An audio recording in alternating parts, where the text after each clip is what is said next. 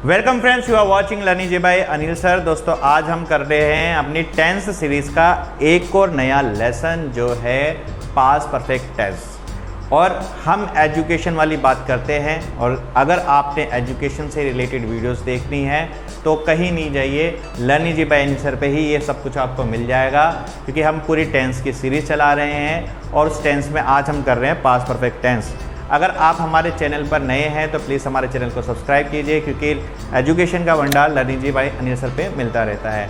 तो past perfect tense को हम शुरू करने से पहले मैं आपको बता दूं कि हमने इसकी पूरी प्लेलिस्ट बना रखी है और प्लेलिस्ट जो है वो हमारी डिस्क्रिप्शन बॉक्स में भी मिल जाएगी, या फिर आप हमारे चैनल में से भी जाके देख सकते हैं। ठीक है, प्लेलिस्ट पे जाके देख सकते हैं। अब पास्ट परफेक्ट टेंस होता क्या है? पास्ट परफेक्ट टेंस में हम बात है, पास्ट का मतलब है भूतकाल।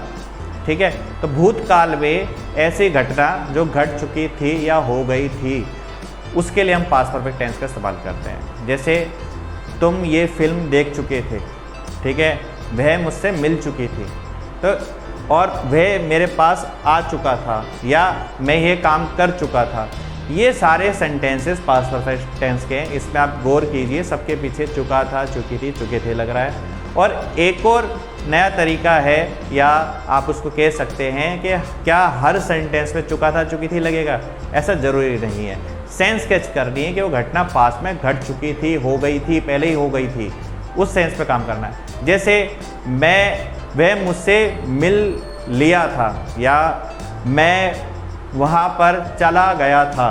ठीक है, मैं वहाँ पर चला गया था, ये एक सेंटेंस है। इसमें चुका था, चुकी तो नहीं आया, लेकिन वो काम बता रहा है। जैसे आपसे पूछा क्या तुम वहाँ पर चले गए थे, बोला हाँ मैं वहाँ पर चला गया था, तो ये पास्ट परफेक्ट टेंस हो गया। ऐसे ही कुछ सेंटेंसेस की हम प्रैक्टिस करेंगे। ठीक है, तो ध्यान से देखिए इस वीडियो को, स्किप ना कीजिए, पूरी वीडियो देखिए, तभी आपको अच्छी तरीके से समझ में आएगा। आपके लिए काफ़ी इंपॉर्टेंट रहने वाली है। तो बिना किसी देरी के शुरू करते हैं। ठीक है, तो पहचान क्या है? वाक्य के अंत में चुका था, चुकी थी, चुके थे आदि दिया हो, या वाक्य के अंत में आ ई ए।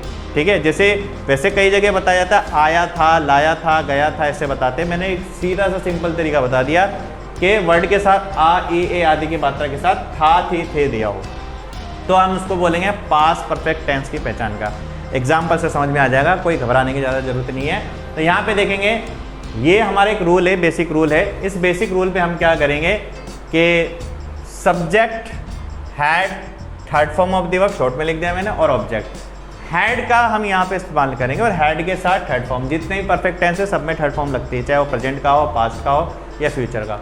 और इसमें हम पास्ट है तो उसमें हम हैड का इस्तेमाल कर रहे हैं। हैड जो है वो सभी के साथ लगता है, जैसे ही, शी, एनी नेम, सिलोनान, आयु, देवी, प्लूरल, सबके साथ हैड का प्रयोग करेंगे, यानी सबके साथ मिल जाता है। ये एक प्रकार का आलू है भाई, कई चीज़ों के साथ एडजस्ट हो जाएगा, ये हैड है। ठीक है, तो अब यहाँ पे कुछ एग्जाम्पल है, इसको ध्यान से देखते हैं। जैसे पहला सेंटेंस है, मैं यह फिल्म देख चुका था। यार मैं ये फिल्म देख चुका था, ज़बरदस्ती दिखा रहा था मुझे। ठीक है, तो यहाँ पे फिल्म कौन देख चुका था? मैं की इंग्लिश होती है भाई आई। ठीक है, अब आई हमारा सब्जेक्ट हो गया, आई के साथ हैड, मैंने बोला हैड सबके साथ लग जाएगा। फिर थर्ड फॉर्म चाहिए। काम क्या है यहाँ पे? देखने का। तो देखने के काम के लिए हम क्या लगाएंगे? फिल्म देखने के लिए लगाते हैं वर्ब का इस्तेमाल वॉच। और वॉच तो होती है भाई फर्स्ट फॉर्म, लेकिन हम इसमें यूज़ करेंगे थर्ड फॉर्म। जितने ही परफेक्ट है उसमें सब में third form. I had watch, यह के लिए लगाएंगे दिस। फिल्म को बोलेंगे मूवी। हो गया सेंटेंस, मैं ये फिल्म देख चुका था कि इंग्लिश होगी I had watched this movie. अब अगला सेंटेंस है, तुम काम, लाइक तुमने, ये तुमने होना चाहिए, तुमने काम कर लिया था, तुमने काम कर लिया था। तो तुमने के लिए हम यूज करेंगे यू। यू के साथ यूज करेंगे हैड। हैड सबके साथ इस्तेमाल होता है। यू हैड कर लिया, यानी यहाँ पे काम करने के लिए, यानी करना वर्ब जो है उसके लिए जो थर्ड फॉर्म है वो लगेगी डन। डू की third form done. You had done work, ये इसकी इंग्लिश हो गई। अब अगला सेंटेंस है, उसने दवाई नहीं खाई। उसने दवाई नहीं खाई, तो उसने के लिए आप ही भी लगा सकते हैं, शी भी लगा सकते हैं। मैंने यहाँ पे ही लगाया, उसने दवाई नहीं खाई थी। थी है ये, खाई नहीं है, उसने ये दवाई नहीं खाई थी। तो ही के साथ यूज करूंगा मैं हैड का, ही हैड। अब दवाई लेते हैं खाते हैं तो उसके लिए मैं टेक का इस्तेमाल करूंगा। टेक की थर्ड फॉर्म होगी टेक टू टेकन। दवाई को बोलेंगे मेडिसिन, ठीक है, मेडिसिन, ठीक है। लेकिन यहाँ पे एक गौर देने वाली बात यह है कि इसमें नहीं दे रखा है। क्या दे रखा है? नहीं। अगर मेरा ये सिंपल सेंटेंस होता तो ये बनता है ही हैड टेकन मेडिसिन, लेकिन मतलब कि सर इसमें तो नहीं दे रखा है, तो नहीं के लिए हम यूज़ करते हैं नॉट का। नॉट हमेशा थर्ड फॉर्म के फर्स्ट हेल्पिंग वर्ब के बाद आता है, तो इसको मैं यूँ करूँगा I had not taken medicine, ठीक है। ये आ गया आपका। इस प्रकार के सेंटेंसेस को नेगेटिव सेंटेंस बोलते हैं, जिसमें नॉट दिया होता है, नकारात्मक बात कही होती है। अब जैसे हम बाजार नहीं गए थे, इसमें कोई चुका था चुकी थी नहीं दे रखा है, गए थे, ए की मात्रा दे दी और थे आ गया। मैंने बताया ना आ ई ए आदि की मात्रा के साथ थे दिया, था थी थे दे दिया, तो ये हो गया हमारा पास्ट परफेक्ट टेंस। हम बाजार नहीं गए थे, तो कौन बाजार नहीं गया था? हम की इंग्लिश वी के साथ हैड नहीं दे रखा है, तो फर्स्ट हेल्पिंग वर्ब के साथ नॉट।